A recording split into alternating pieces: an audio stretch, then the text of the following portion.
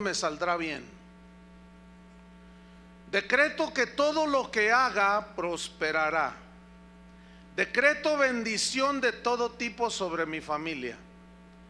Decreto bendición sobre mi hogar, sobre mi negocio. Y decreto que Satanás no me tentará. Declaro y decreto que ninguna enfermedad tocará mi vida ni la de mi familia. En el nombre de Jesús, amén. ¿Han oído algo así alguna ocasión? Esta oración es supuestamente una oración cristiana. Ahora vamos a ver un decreto de un esotérico que me encontré allí en internet. Oigamos su decreto de él. Este decreto que voy a leer, o esta declaración de decreto, fue dada el 16 de noviembre del 2007, es decir, poco más de 3 años. Y dice el decreto así: decreto que no haya miseria en el mundo. ¿Ya se fue la miseria? Bueno.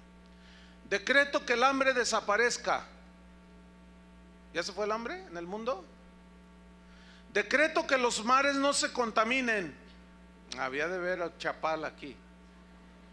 Decreto que los animales sean libres y que puedan correr sin miedo alguno. El que va a correr soy yo. Imagínate un tigre ahí corriendo en libertad. Pero este está bien romántico. Este decreto está romántico. Decreto que en el aire vuele el aroma del amor. A ver, todos, respiren el aroma del amor, porque aquí un esotérico decretó. Decreto que la maldad ya no exista más y que se extinga. Decreto que todo lo malo cambie y que todo lo bueno abunde. Decreto que a todos les sean concedidos todos sus deseos. Decreto que a los que amo tengan todo lo que se propongan tener y hacer. Yo decreto mi libertad y mi prosperidad. ¿Cuál es la diferencia? Bueno, enseguida de este decreto de un esotérico, estaba un comentario de una persona. Se lo voy a leer el comentario que dejó allí escrito. Dice así: los que me conocen no les va a sorprender esto, pero los que no me conocen van a decir: esta mujer está loca, porque no cree lo que decreta. Dice: hoy siento que mi alma explota. Tengo ganas de gritar y de decir todo lo que pienso, todo lo que siento, porque no me llega nada de lo que decreto. Ya llevo días en que pienso mucho en esto.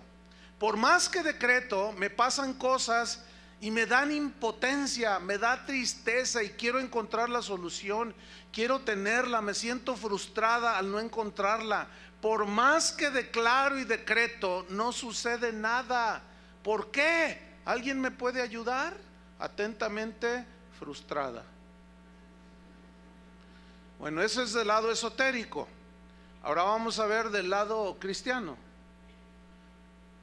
¿A cuántos les han dicho o han oído esto? Decreto que tus finanzas se liberan de tal forma que llega mucho dinero a tu cuenta de banco en forma milagrosa. Lo decreto. En un mes a más tardar recibirás la bendición económica que esperas. Yo lo declaro en el nombre de Jesús. Bueno, pasa el mes, 5 semanas para ser generosos, y no sucede nada. Tu cuenta de banco no solo no creció, se vació. Y te quedas frustrado. Entonces vas con el profeta decretador y tú le dices: oiga, señor profeta, no me ha sucedido nada de lo que usted decretó. Entonces él te dice: de seguro estás en pecado, por eso no sucede. O te falta fe para que recibas la bendición de Dios. Entonces a mí me sale una pregunta. Yo le diría al profeta decretador: a ver, ¿estoy en pecado o no tengo fe? Entonces yo le preguntaría: ¿qué lo que usted dijo no fue un decreto? Yo no necesito estar bien o mal, creer o no, para que el decreto se cumpla, ¿sí o no? Entonces ya nada más para empezar.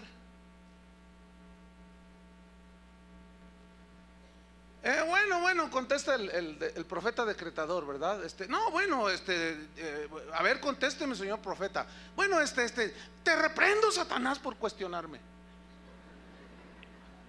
Bueno, entonces esto ya no es ni decreto tampoco, porque no se cumplió, y un decreto se debe cumplir, ¿sí o no? Según la definición. Entonces, si no es un decreto, entonces no es ni más ni menos que un conjuro chamánico. ¿Qué es un conjuro? La Real Academia Española define conjuro como una fórmula mágica que se dice, como una expresión que se recita o algo que se escribe con el fin de conseguir algo que se desea. Es una declaración mágica para que algo suceda. O sea, yo decreto, yo hago, yo digo, con la esperanza de que suceda. Pero resulta que entonces ya no es un decreto, porque el decreto se cumple. El único que puede decretar en ese sentido de una manera soberana es Dios.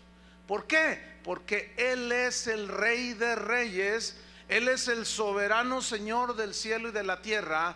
¿Qué significa que Dios es soberano? Significa que nadie le dice a Él lo que haga, que Él no le pide consejo a nadie, que nadie le da instrucciones.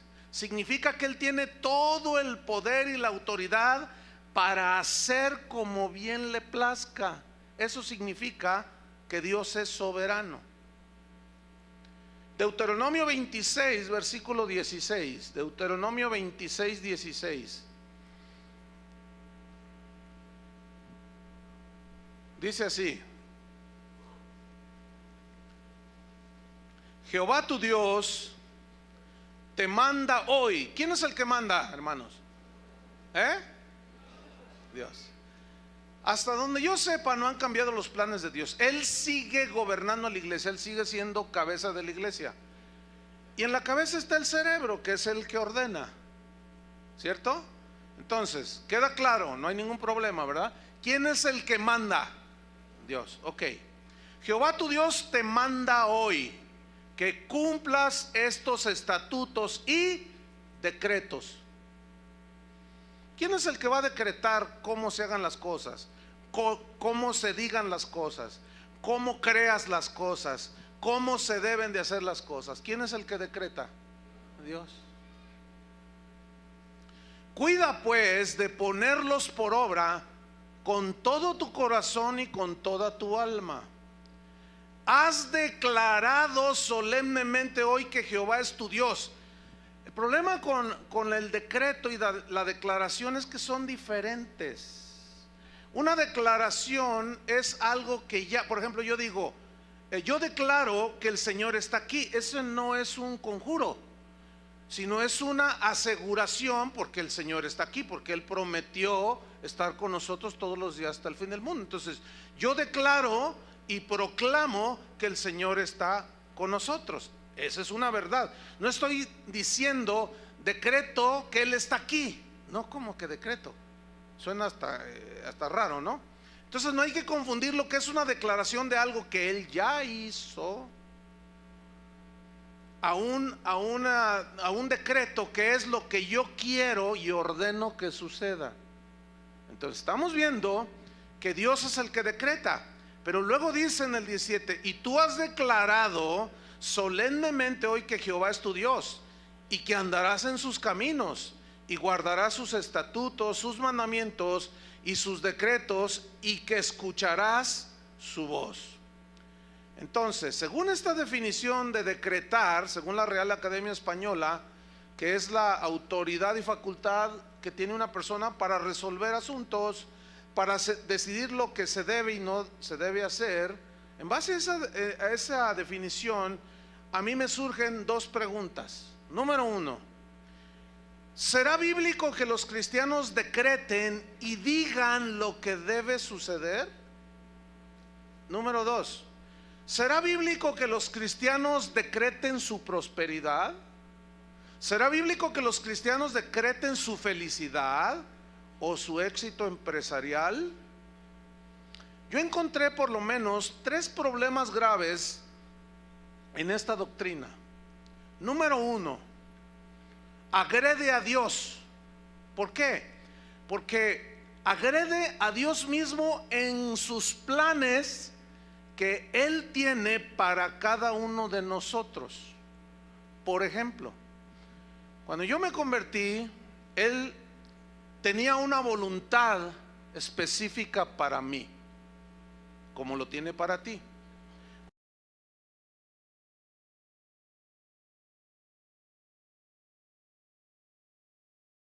Y la tercera cosa que yo encontré es que el que decreta se pone en lugar de Dios, porque Dios es el rey soberano y Él está en su trono.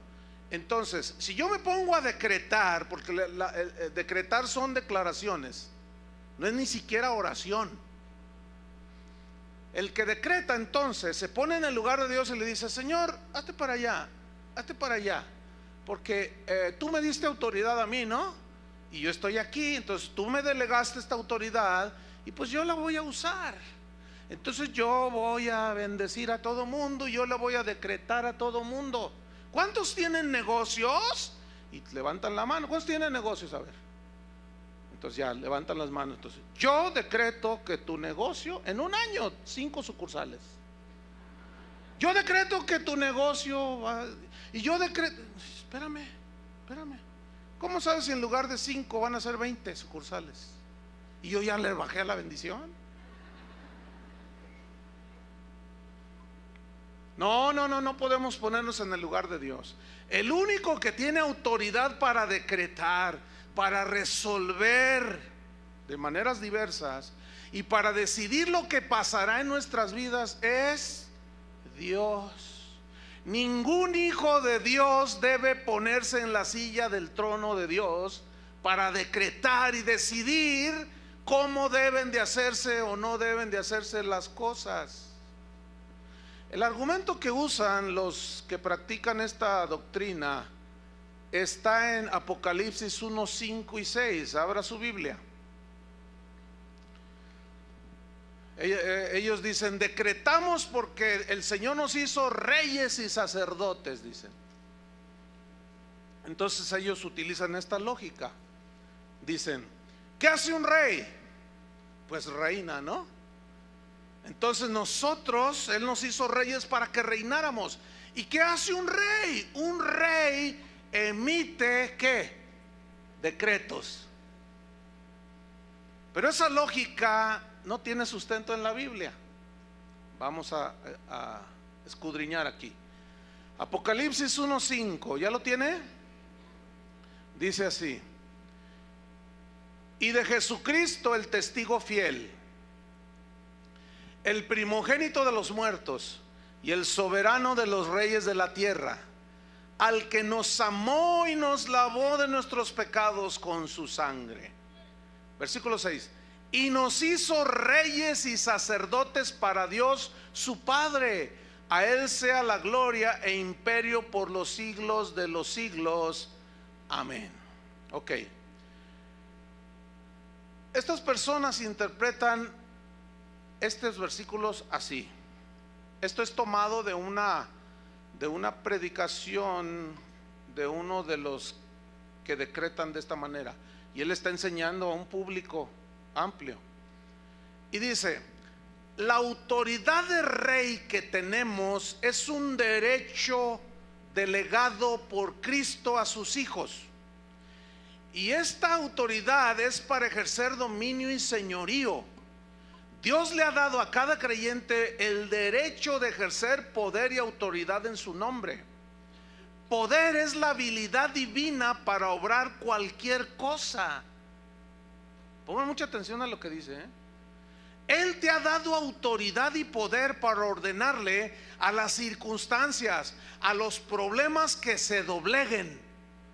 Tú tienes la autoridad para decretar y ordenarle a los problemas que se solucionen. Lo único que debes hacer es decretarlo en el nombre de Jesús. Simplemente tú le dices en el nombre de Jesús a las cosas y tú lo decretas, y estás usando el poder que Dios te dio y lo liberas a través de tu boca. Tu boca Dios te la dio para decretar, para atar y desatar. Esa situación temporal, tú, como decían, tú le vas a decir: esta situación temporal por la que estás pasando, como que él está poniéndoles un ejemplo, va a pasar tan pronto como tú le ordenes que se vaya, y que ordenes a los cielos y le des órdenes a la tierra en el nombre de Jesús. Entonces el mundo de las tinieblas tiene que oírte y tiene que obedecerte a ti, porque eres hijo del Dios Todopoderoso y tú eres intocable. Wow. Esto está diciendo que tú eres Dios. Qué triste que esto no lo sabía San Pablo. Qué triste, ¿no? Que estaba allí todo aguijoneado por un mensajero de Satanás y pues no conocía eso. La mayoría, bueno, la pregunta aquí es, Apocalipsis 1, 5 y 6, ¿eso es realmente lo que dice, lo que significa nos hizo reyes y sacerdotes? Porque de ahí se toman ellos. Escúcheme bien, la mayoría de las mejores traducciones de la Biblia traducen estos versículos. Es muy interesante que lo traducen semejante del griego. Si nos vamos al griego, sale sin duda el verdadero sentido de la frase nos hizo reyes y sacerdotes para Dios su Padre.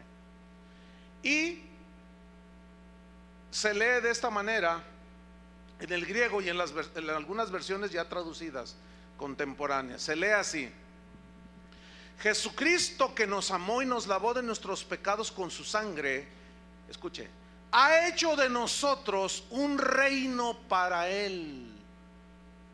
Qué diferente. Y fíjese qué sentido recobra. Nos hizo para Él un reino. Hizo de nosotros un reino para Él. ¿En dónde está el reino de Dios? Según la Biblia, en el corazón. ¿Qué significa que el reino de Dios esté en el corazón de la persona? Que sus decretos, sus mandamientos, su palabra mora en nuestros corazones, ¿cierto? Y donde hay un reino, hay un rey. No puede haber dos reyes.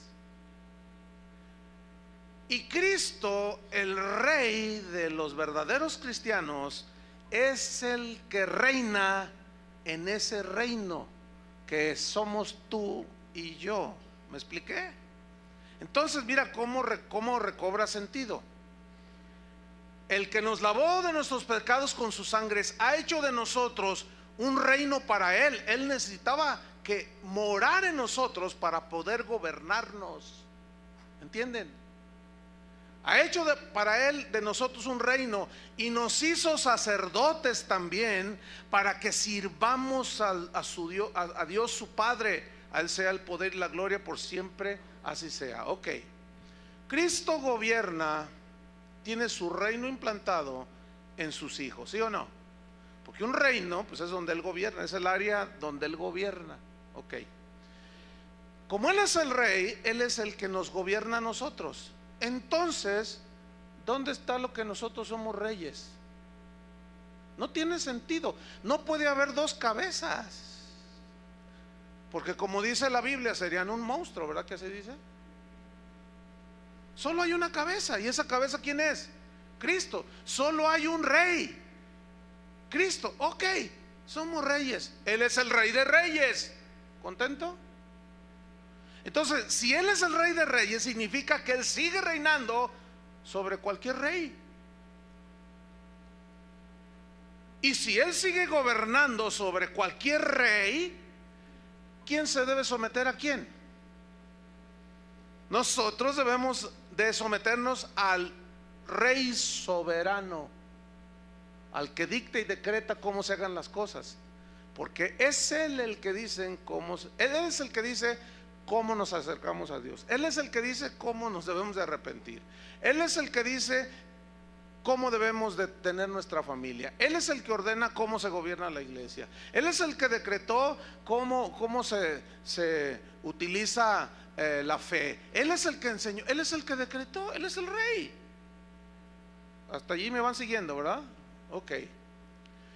Con malas interpretaciones como esta de las escrituras, muchos son arrastrados. En este caso, son arrastrados para usurpar el lugar que solo a Dios le pertenece, el trono. Hay una historia que sucedió allá en las Europas de la Edad Media, por allá, un rey, allí en uno de esos países, que tenía un hijo, y todos los reyes acostumbraban a que a sus hijos les ponían los mejores maestros, el mejor matemático, el mejor literario, el mejor geógrafo, todo lo mejor, los mejores maestros. Y había unos que sabían mucho y eran los tutores de los hijos de los reyes, y los educaban ellos en todos los conocimientos. Entonces se cuenta que había un rey que tenía un hijo, un príncipe. Entonces un día llegó el maestro, el tutor, para tener sus correspondientes clases, y encontró al hijo del rey brincando en la mesa de estudio, y brincaba y aventaba las cosas y las pateaba. Entonces aquel anciano sabio se le acercó y le dice: príncipe, debería de comportarse como corresponde al hijo de un rey. Y aquel príncipe, futuro rey, le dijo: a mí nadie me dice lo que tengo yo que hacer, yo me comporto como me da mi gana. ¿No sabe quién soy? Soy el hijo del rey. Y aquel hombre sabio le contestó: precisamente porque eres el hijo del rey, no te puedes comportar como te da tu gana, sino como te debes comportar. Y cayó al mozalbete príncipe. Y nosotros decimos: somos hijos del rey. ¿Cuántos saben que somos hijos del rey? ¿No sabe quién soy? A mí nadie me va a decir, ni el rey te va a decir. A mí nadie me va a decir cómo yo haga las cosas. Yo aquí mando. A ver, espérame. Reyesillo de Tepito, o de Santa Tere, pues, más cerquita. Cálmate, reyesito. Ok, el padre de aquel príncipe murió, y el muchacho en su momento llegó a ser rey. En el caso nuestro rey, porque somos hijos de un rey, nuestro rey nunca muere. Por lo tanto, jamás de los jamases vamos a ocupar su lugar. ¿Contentos o no de ser hijos de un rey? Pero ya entendiste que nunca llegarás a ser rey. El rey es Él. Y si lográramos ser reyes, ok, vamos a suponer que Él, repito, Él sigue siendo y será por toda la eternidad Rey de reyes y Señor de señores, y seguirá gobernando su reino que está en nuestro corazón. Otro argumento que sacan a la luz los que creen eso de que somos reyes y por lo tanto debemos decretar cómo se hagan las cosas, está en Juan 14, versículo 12. Juan 14, 12.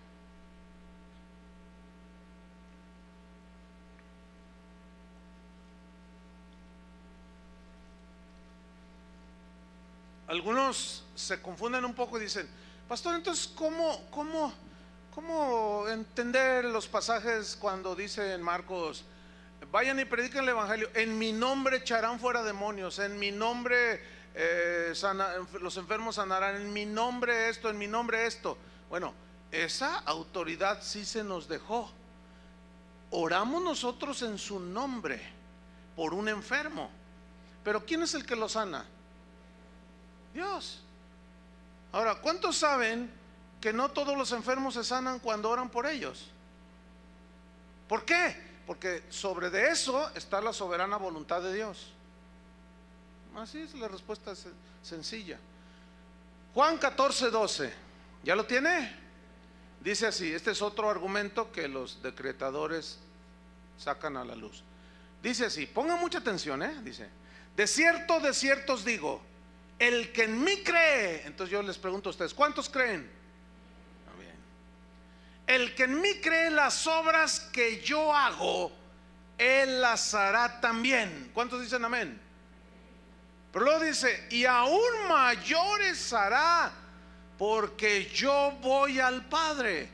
Uy, ¿cuántos han escuchado algo como esto? ¿Qué dijo Jesús ahí? Que todas las cosas que Él hizo, nosotros las vamos a hacer. Y no solo como Él, sino aún mayores. Y todos, ¡ah! ¿Ha oído eso? Ellos interpretan así: Cristo nos dejó la autoridad para hacer milagros y maravillas, aún mucho más grandes que los milagros que Él hizo y que las maravillas que Él hizo.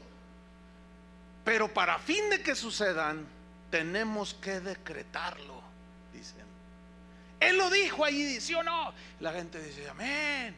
Ok, la respuesta viene a continuación. Vamos a suponer que la interpretación que le dan es correcta, que sí vamos a hacer mayores milagros, mayores señales, que esa es la interpretación típica. Pero si esta interpretación fuera la correcta, yo tengo por lo menos 5 preguntas. Tengo como fácil, saco 50 preguntas, pero nada más voy a decir 5 preguntas. Número 1, si esta interpretación es correcta, enséñeme quién ha muerto y ha resucitado por sí mismo. ¿Conoce a uno que haya muerto y haya resucitado por sí mismo? ¿Conocen alguno? A lo mejor alguien que nos escucha en internet dice, ¿yo? Bueno, ok. Igualaste las obras de Cristo, pero no fue mayor. ¿La igualó? ¿Sí o no? Si esa interpretación fuera correcta, enséñeme aquel que ha caminado sobre las aguas. Enséñeme a uno. ¿Conoce alguno que ha caminado sobre el lago de Chapala? Por ahí se oyen testimonios que eventualmente en una fuga a Dios soberanamente alguien se escapó de sus perseguidores y caminó sobre el lago. Yo creo que Dios lo puede hacer. Ok, pero ¿dónde está? Ok, aquí está. Ah, bueno, ¿caminaste? Sí, atravesé el río Usumacinta ya por el sureste de México. Ah, qué bueno. Pero eso no es mayor a lo que hizo Jesús. Estamos hablando de que Él dijo, las harán mayores, ¿no? Eso no es mayor, caminó. Otro puede decirme, no, yo conozco a un apóstol que caminó sobre las aguas. Y no solo caminó, sino también se elevó como Jesús. Se llama Chris Angel. Ese apóstol está poderoso. Miren, si ese tipo dijera que era cristiano, hiciera las cosas que hace, muchos, olvídenlo, lo tendrían como el ungidazo de Jehová, porque son tan ignorantes que no saben discernir. Fíjense, si un simple tipo, un ilusionista, puede imitar lo que Jesús hizo, son trucos, sabemos, ¿no? Y una que otra magia por ahí media satanoide, ¿eh? La puede igualar, nada más. Entonces, si esa interpretación fuera correcta, yo quiero que me enseñen ustedes aquel que multiplicó un plato de pozole para 10,000 personas.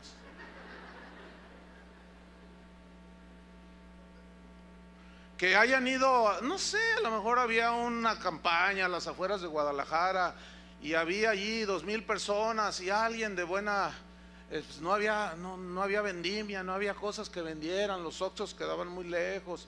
Entonces la gente tenía hambre y alguien dijo: pues yo traje mi plato de pozole, señor apóstol, tráemelo para acá. Entonces que lo haya levantado y denles a todos. ¿Quieren con cebollita? ¿Quieren con picante? ¿Cómo quieren? Aquí ahorita. Y que hayan sobrado 10 ollotas de pozole. A ver, enséñemelo. ¿Conoce a alguien así? A lo mejor anda uno por ahí. Ok, pero igualó, nada más. ¿Sí o no? Una quinta pregunta. Enséñeme al apóstol que haya pasado una pared con la puerta cerrada, como lo hizo Cristo después de haber resucitado. Enséñenme a uno. ¿Hay alguno? ¿Conoce alguno? Métanse a internet y pregunten. Quizás por allí anda. Y si logran encontrarlo, no es más de lo que Jesús hizo. Pregunta: entonces, ¿a qué se refirió Cristo cuando dijo mayores cosas harán? Es obvio que a milagros y señales y maravillas no se refirió, porque si no, entonces ¿dónde están? Todos esos que predican de que nosotros haremos mayores cosas que Cristo, ellos no hacen, ni siquiera lo igualan. No pueden ni creer para que se les multiplique el pan en su casa y van al monte de Piedad a empeñar el reloj en el nombre de Jesús. O sea, no solo ni las igualamos siquiera, mucho menos las hacemos mayores. Entonces, ¿a qué se refiere Jesús? ¿Qué quiso decir aquí? La clave está en el pasaje, la clave está en la frase: porque yo voy al Padre. Esa es la clave para interpretar el versículo. O sea, las obras que ustedes hagan las van a hacer igual que yo, pero aún las harán mayores, dijo. ¿Qué dice el versículo 12? Porque yo voy al Padre. ¿Qué significa? Escúcheme bien. La única manera en que los verdaderos creyentes harían las obras mayores que Cristo fue cuando Jesús les dijo: pero no los dejaré huérfanos, les enviaré el Espíritu Santo. Y ellos lo recibieron en Pentecostés. Ese Espíritu Santo vino sobre los creyentes, y entonces fue cuando los apóstoles hicieron obras mayores que Jesús. Pero no está hablando de milagros, porque no hay un milagro registrado en la Biblia que sea mayor que los que hizo Jesús. Entonces, ¿a qué se refiere? ¿Sabe a qué se refiere, hermano? Se refiere a la extensión del reino de Dios en la tierra. ¿Y de dónde saca usted eso, hermano? Seguimos leyendo.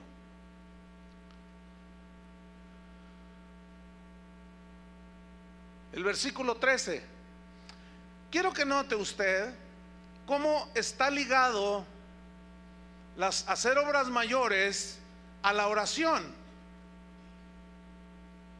¿Lo alcanza a ver? Versículo 13. Está ligado a la oración. Y si todo lo que pidierais al Padre en mi nombre, lo haré para que el Padre sea glorificado en el Hijo. Si algo pidierais en mi nombre, yo lo haré. Y si me amáis, guardad mis mandamientos. Número 1. ¿Cuál fue su mandamiento cuando Él se despidió de ellos? Id y predicad el Evangelio. O sea, extiendan el Evangelio. En mi nombre echarán fuera demonios. En mi nombre orarán por los enfermos, sanarán. En mi nombre harán estas cosas. Pero ya establecimos y vimos que no se refería a lo milagroso, sino a la extensión del reino. ¿Por qué? ¿Saben por qué, hermanos? ¿Sabían ustedes que Jesús no viajó más allá de 300 kilómetros a la redonda? Él nunca salió de la región de Judea. Nunca salió.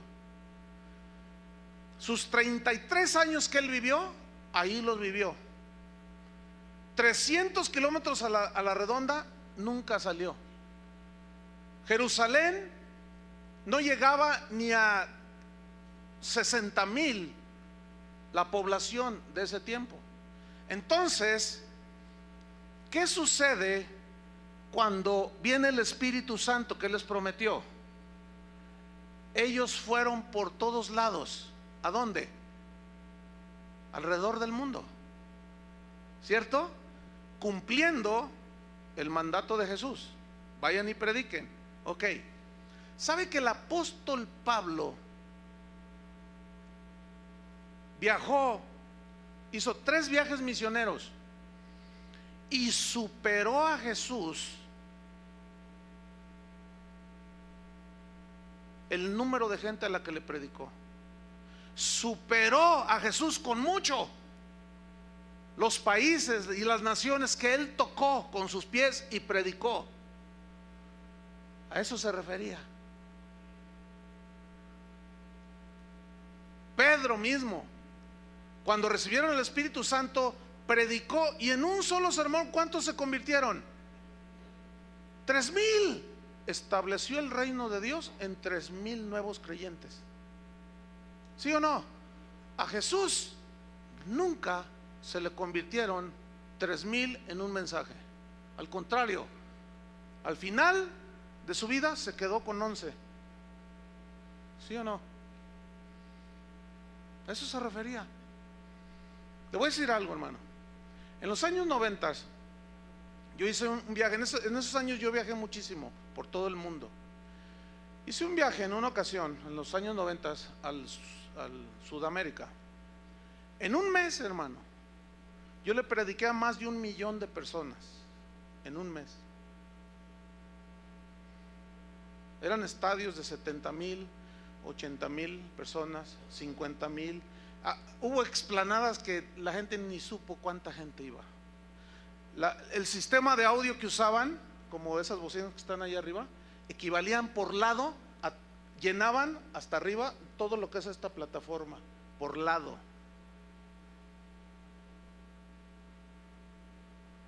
Le gané a mi Cristo. A eso se refería, hermanos. ¿Saben que este mensaje sale a todo el mundo en tiempo real?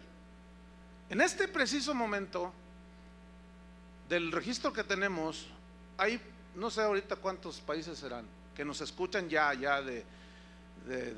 continuamente, pero 150 países, más de 5,000 ciudades principales de esos países.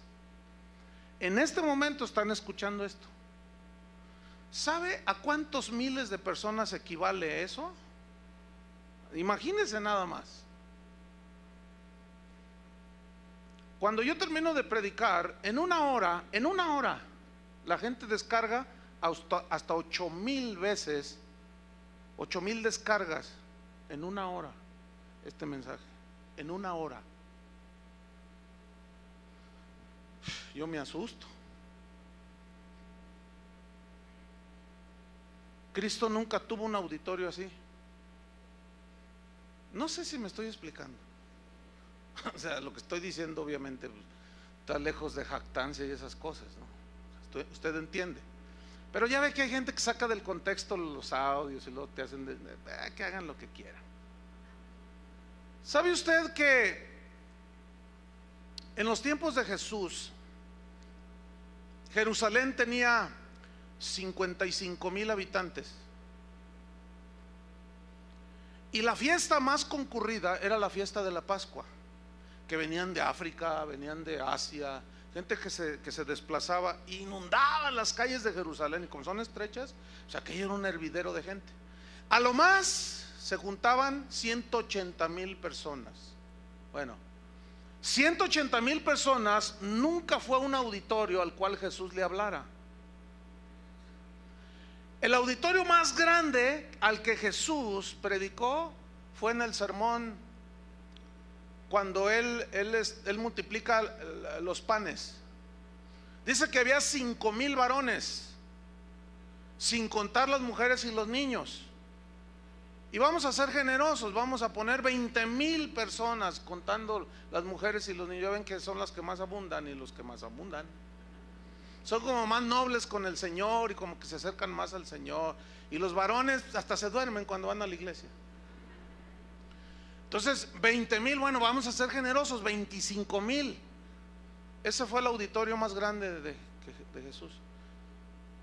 Mire, yo no tengo el cálculo, pero ¿se puede imaginar cuánta gente me está escuchando ahorita? No sé. Dice Héctor Ursúa que el contador parece reguilete, que no se para. Cuando la gente ingresa a la página, porque hay un contador que registra cuántas visitas son.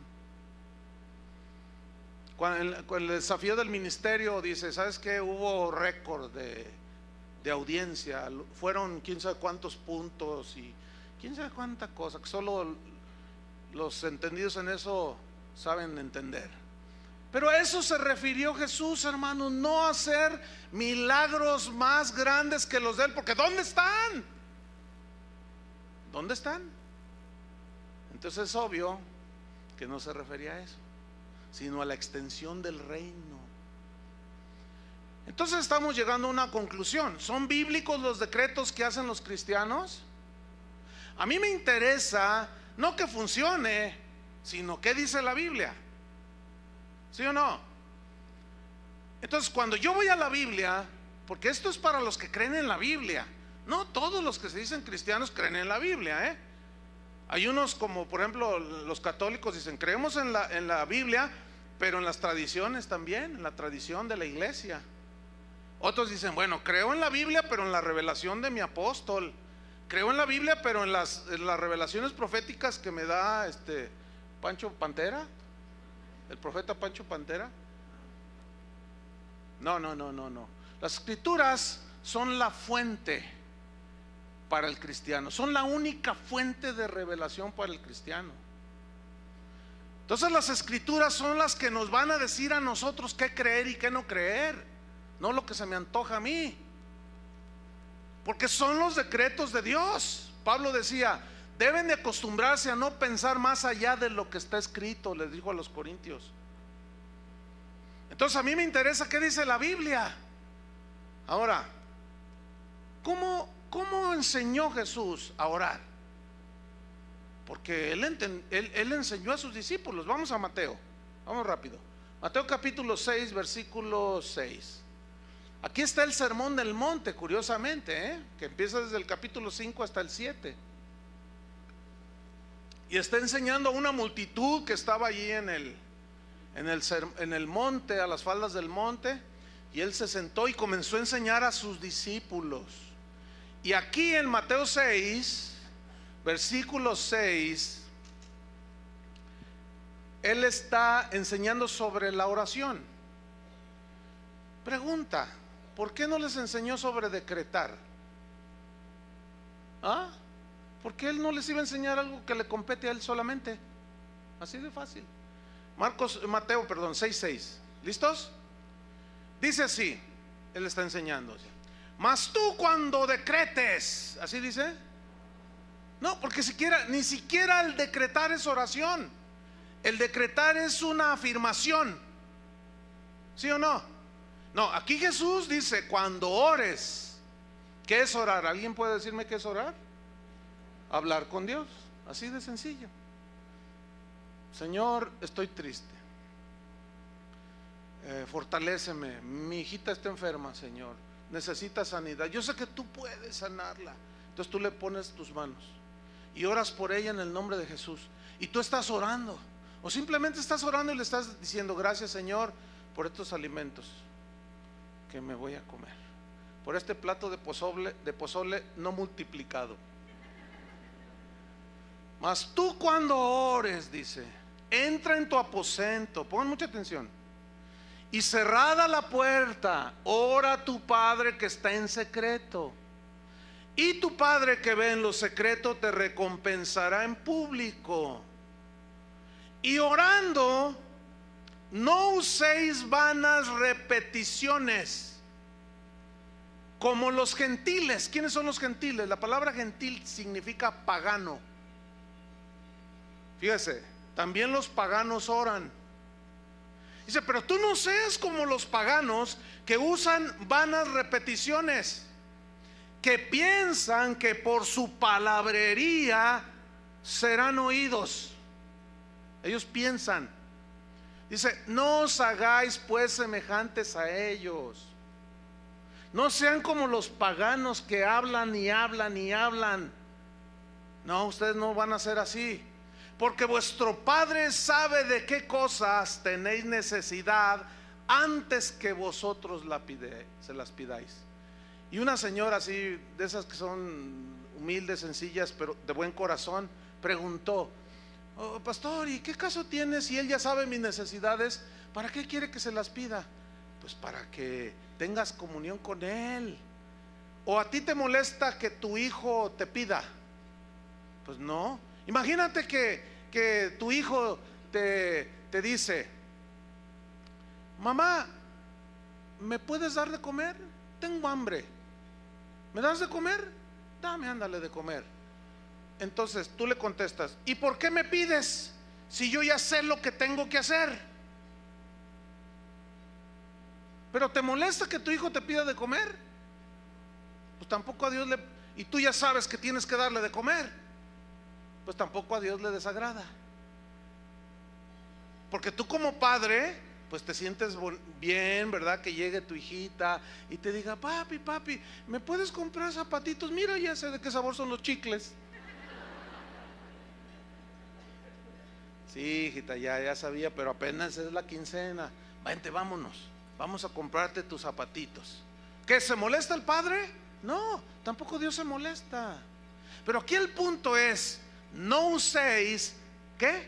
Vanas repeticiones. Esa frase en el griego, batalogeo, significa, escuchen bien, repetir algo ociosamente.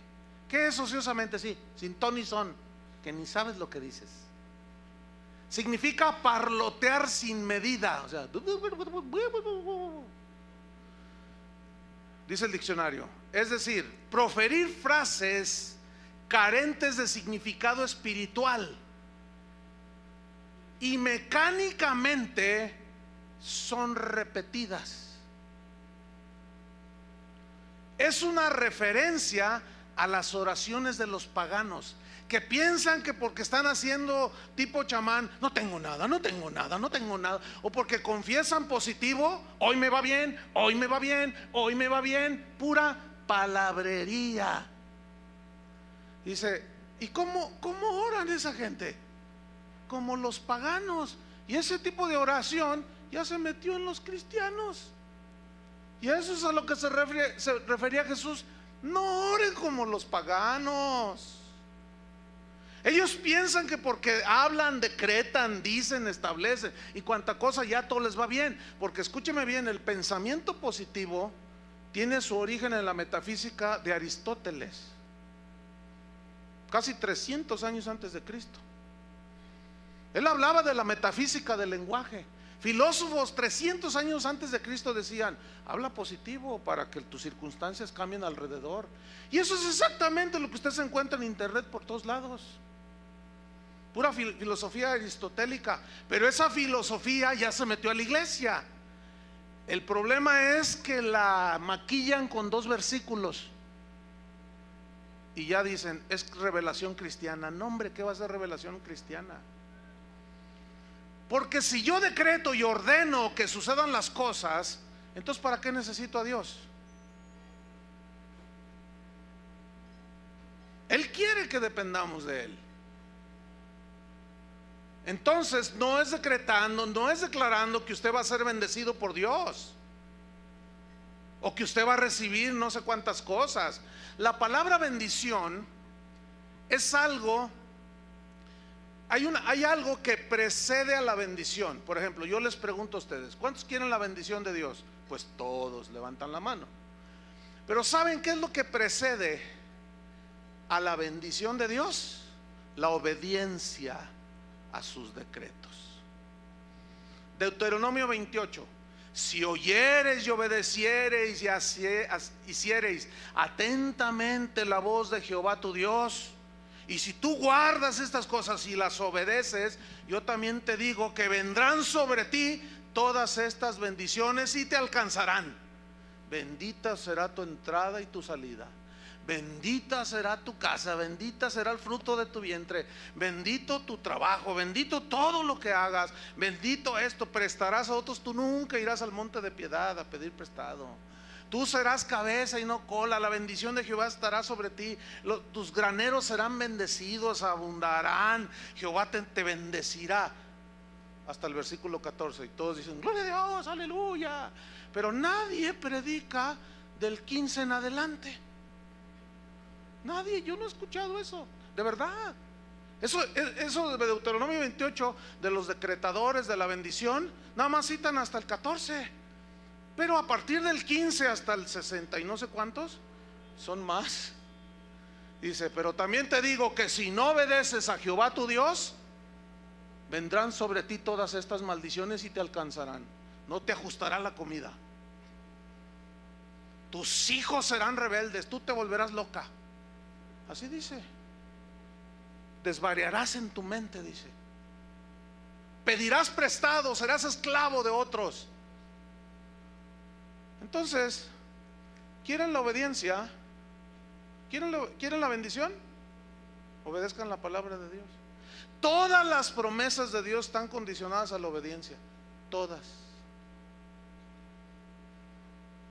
Absolutamente.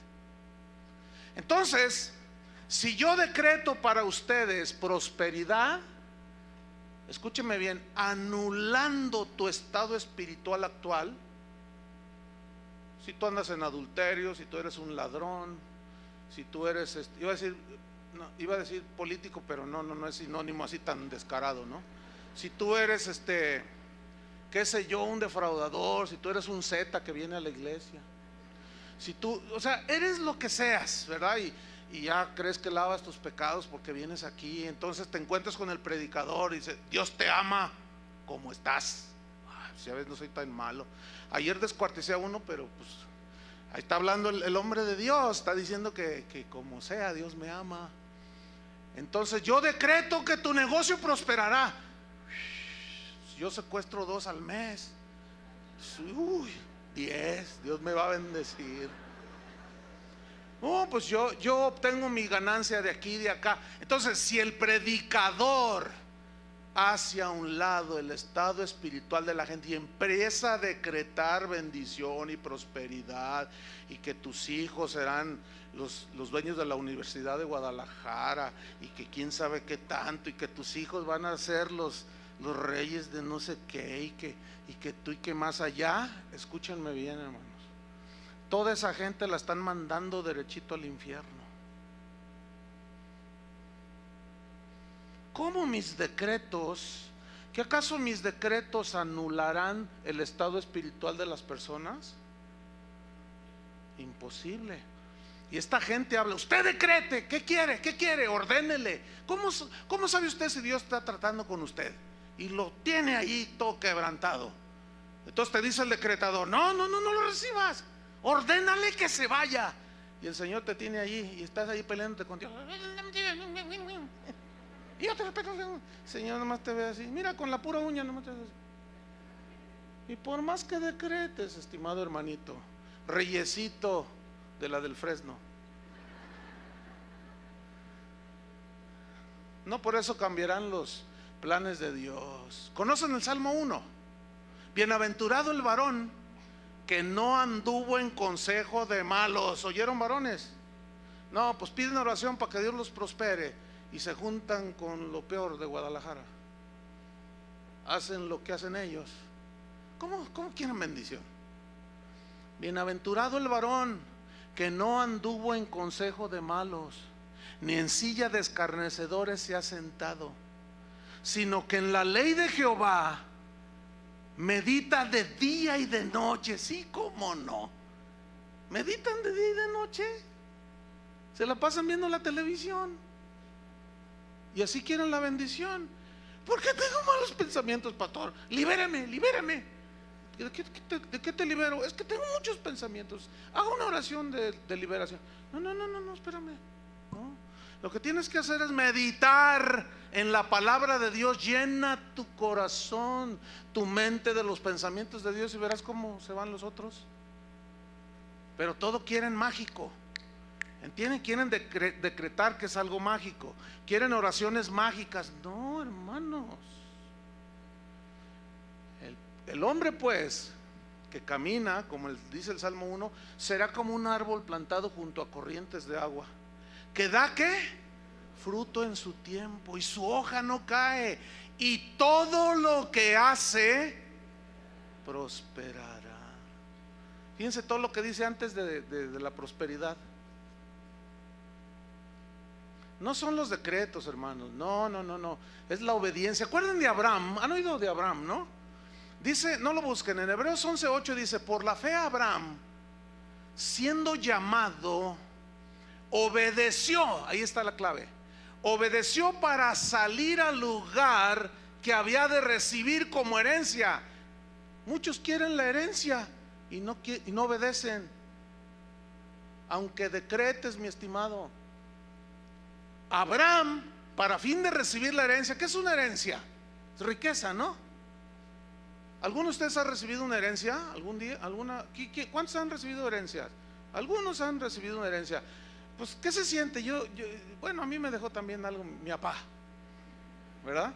Pero hay algunos que les dejan bastante, ¿no? Imagínate, ¿no? Pues esto te dejó tu papá, entonces tú ves ahí y dices, ay, pues gracias, papi, ¿verdad? Pues soy tu hijo, ¿verdad? Y quedaste bien bendecido materialmente. Una herencia, ok. Pero en el caso con Dios, sus promesas son nuestra herencia. Pero para fin de tener y que las promesas de Dios se cumplan en nosotros, ¿qué pide Dios? Obediencia, hermanos. Le dice a Abraham: salte de tu tierra y de tu parentela. ¿A dónde tú salte? ¿A dónde? Que te salgas. Dice que salió sin saber a dónde iba. Eso sí es obediencia, hermanos. Yo me lo imagino así. Y Sara más asustada. Sara, vámonos, agarra tu maleta lo que puedas. Y ahí venía la señora. ¿Y a dónde vamos a ir? ¿Cuál autobús tomamos? Pues no, mira, todavía no se inventan, Sara. Pero vamos a caminar, vamos a ver. No, Dios no me dijo a dónde. Dice que salió sin saber a dónde iba. Y en ese obedecer a Dios, el Señor lo guió y lo guió. Fíjate qué tremendo. Hermanos, no es por decretos ni por anhelos de nosotros, es por obediencia. Pero escúchenme bien, aún siendo obedientes, eso no significa que no va a haber pruebas en tu vida. Job era un hombre temeroso de Dios, justo, recto, íntegro, y Dios lo probó bien tremendo. ¿Qué me dice de Pablo? Pablo era un varón de Dios, temeroso de Dios, ¿sí o no? Irreprensible en los caminos del Señor, fiel a Dios hasta la muerte. Y lo persiguieron, una vez lo apedrearon, le dio un aguijón porque se querían enorgullecer, y el Señor le mandó un aguijón ahí para que tumbarlo y humillarlo y que él no confiara en sí mismo, y lo postró allí en tierra, aún siendo un siervo obediente, hermano. Entonces estamos llegando a la conclusión de que ¿quién es el que gobierna?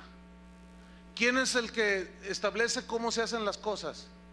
¿Quién es el que decreta qué decir, qué hacer y qué no hacer? Dios. Y de nosotros ha hecho un reino para Él, donde Él reina.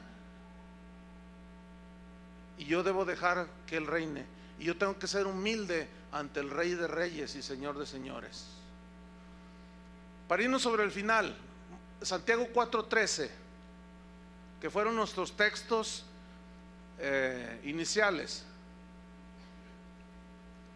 Santiago 4:13 al 17.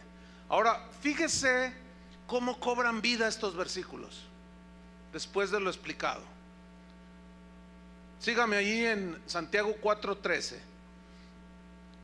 Dice así: vamos ahora, como diciendo, ya cálmate, cálmense ya. ¿Qué se creen? Eso es lo que significa vamos ahora. Síganme. Vamos ahora, ya cálmense. Cálmate, Juanito, ya con tus cositas. Cálmense ya los que dicen: hoy y mañana iremos a tal ciudad y estaremos allá un año y traficaremos, comerciaremos, significa, y ganaremos. Cálmate, le dice Santiago. Cuando no sabéis, versículo 14, cuando no sabéis lo que será mañana. ¿Cuántos de ustedes saben si van a amanecer mañana? A lo mejor saliendo te aplasta el tren. A ver, ¿quién tiene asegurado la vida? No, dice, cálmate. Esos, vamos, cálmense. Los que andan allí diciendo que yo esto, lo otro, y que voy a hacer esto y que no sé qué. Cálmate. No sabes lo que será mañana. Porque ¿qué es vuestra vida? A ver, les pregunta. Ciertamente es neblina que se aparece por un poco de tiempo y luego se desvanece. ¿Qué somos? ¿Reyes o neblina? Está bueno para un título de un mensaje, ¿no? Versículo 15. En lugar de lo cual deberíais decir. En lugar de lo cual, todos esos que tienen diarrea verbal, que están fluye con sus decretos. En lo cual deberíais decir, ¿qué? ¿Qué deberíais de decir? Si el Señor quiere, nota que Él no se opone a que hagamos cosas, Él no se opone, pero lo que se opone es que tú lo hagas a un lado. Si es que dices que es tu rey. Si no es tu rey, pues tú di como los del versículo 13.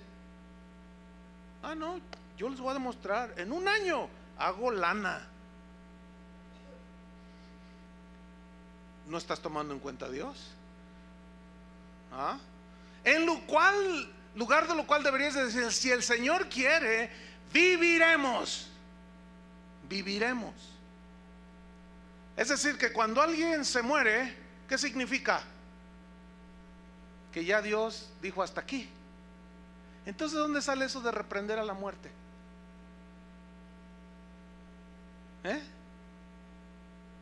Porque he oído a los cristianos, ¿no?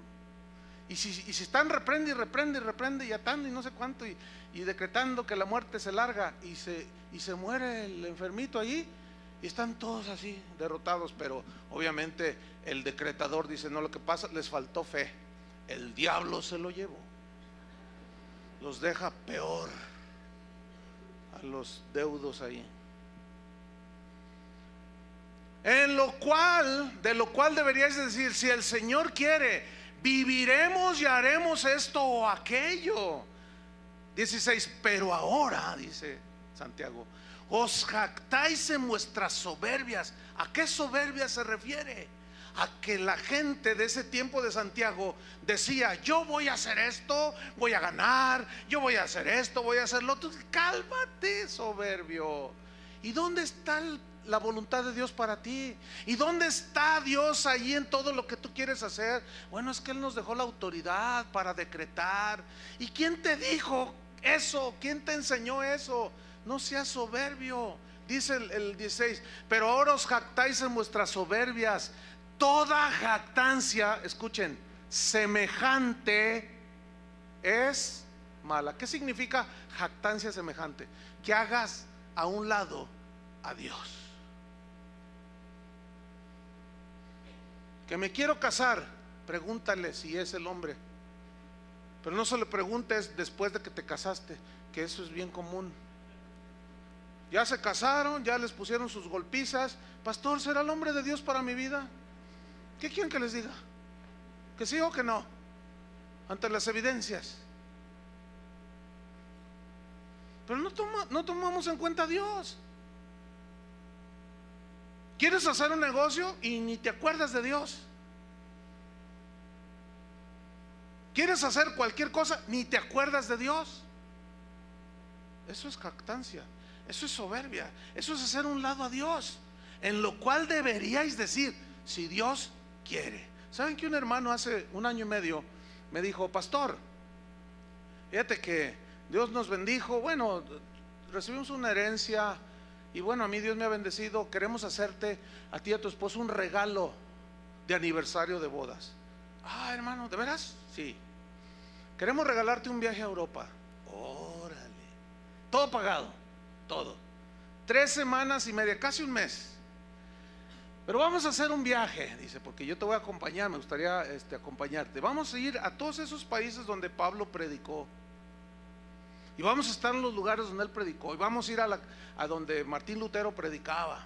Y vamos a ir donde John Hus en Escocia, y vamos a conocer los lugares donde ese era el tipo de viaje. Así, no, pues yo me emocioné. Entonces le dije, bueno, pues oremos y si Dios quiere vamos. Entonces ya el itinerario y todo, me dice, mira, este es el primer viaje, aquí vamos a volar a España, si Dios quiere allí vamos a estar 2 días, vamos a visitar ahí no sé qué, a Barcelona, donde desembarcó quién sabe quién, luego de allí, si Dios quiere, de allí volamos a Alemania, y si Dios quiere, de ahí nos pasamos pues Dios no quiso.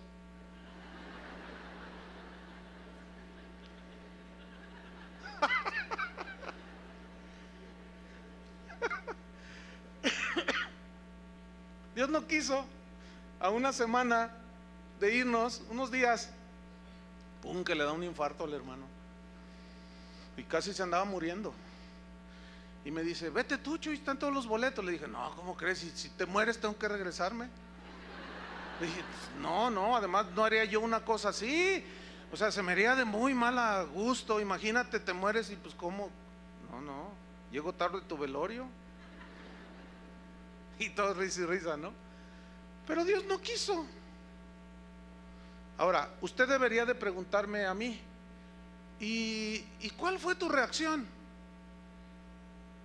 Está buena esa pregunta, ¿no? Pues como si nada hubiera pasado. Simplemente Dios no quiso. Y yo no me frustré. Aquí está mi esposa. Padre, ¿por qué me haces esta? Ya van 4.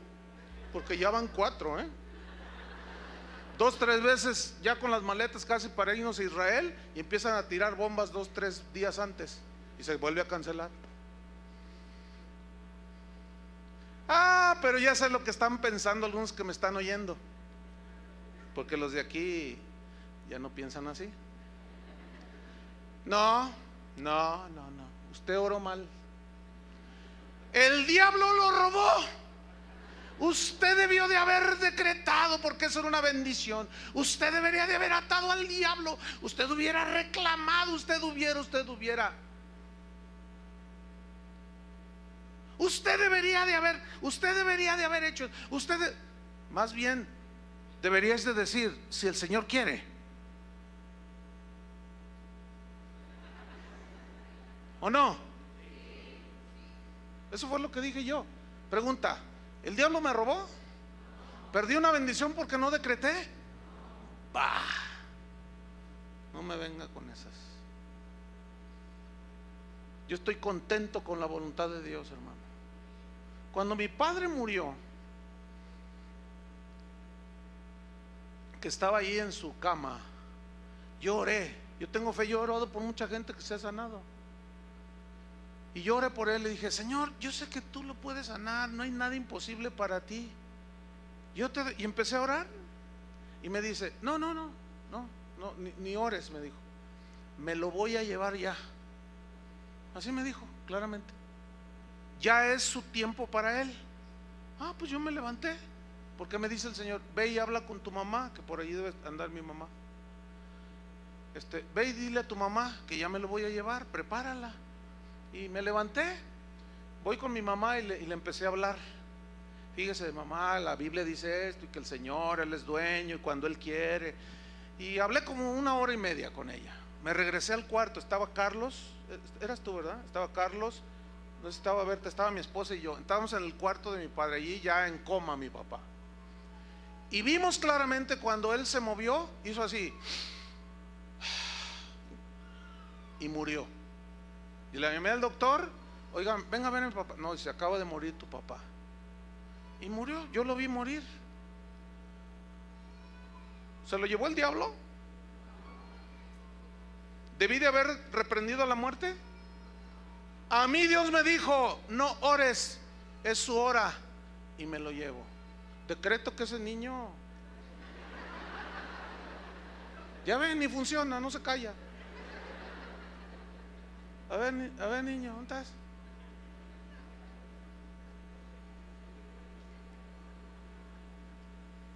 Yo estoy contento con la voluntad de Dios, hermanos, porque nada sucede si Dios no lo permite. Así yo sea el atador más grueso de Ciudad Juárez, ya ven lo que se dice en Ciudad Juárez. Así yo sea el reprendedor del hombre fuerte de quién sabe dónde. Ahí está la prueba, no funciona el decreto. Por más que se puso peor, mírenlo, iba.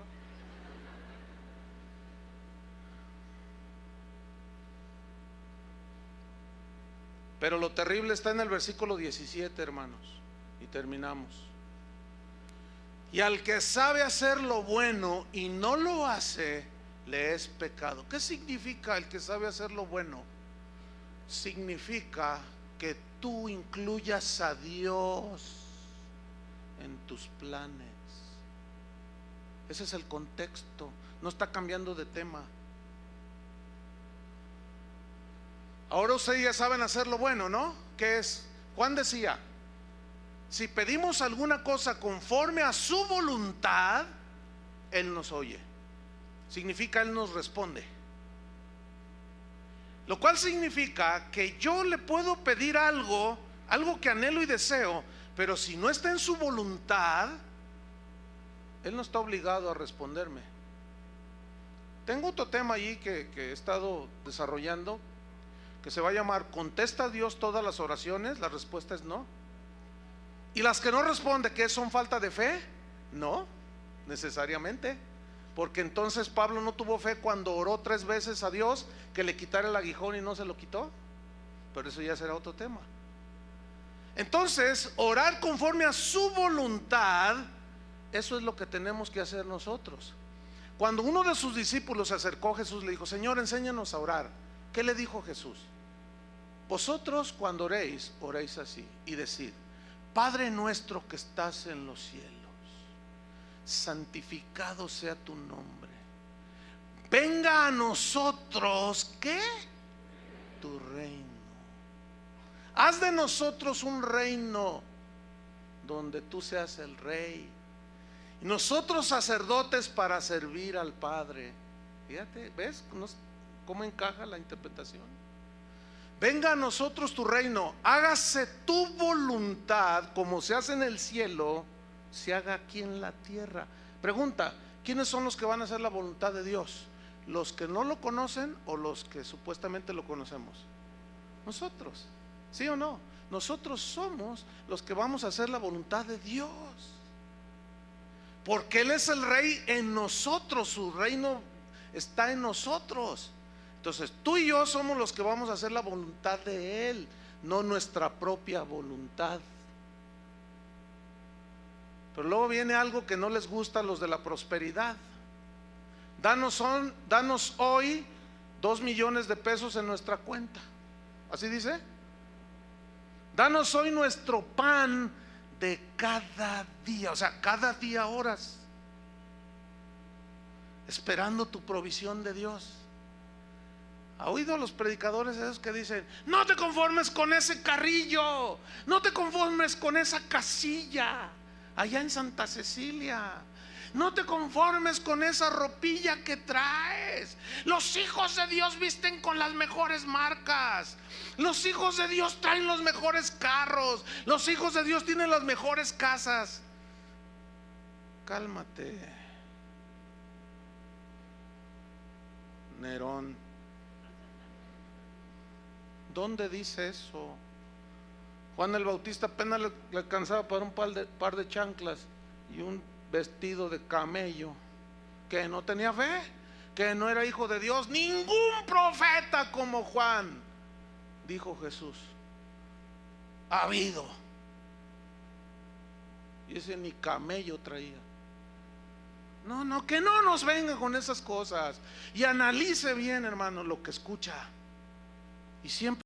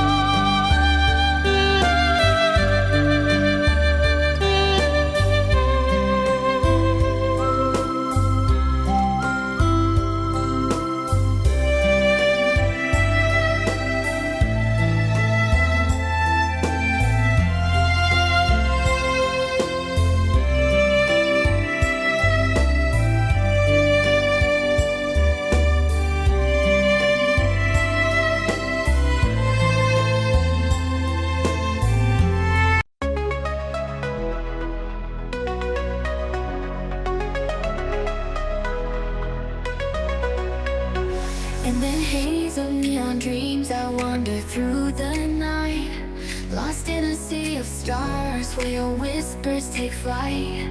Electrified emotions, they dance around my heart, in this digital garden where we never have to part. Shadows blend with colors as the beat sets me free. Every note a memory, every rhythm you and me. Echoes of you in synth waves, feel you near in the pulsing haze. Inside your world where we collide. You lost the rhythm in my mind, in my mind. With the glow of city lights, our shadows intertwine in this kaleidoscope of love where the past and future align. With every step I take, I feel your presence strong, and this digital symphony where our hearts belong. Shadows blend with colors as the beat sets me free. Every note a memory, every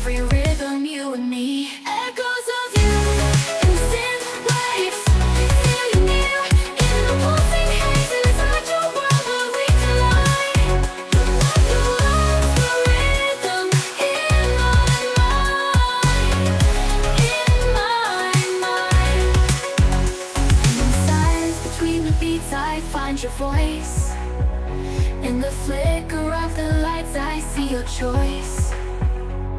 Together in this dream we'll never fade. In the echoes of our love will always stay.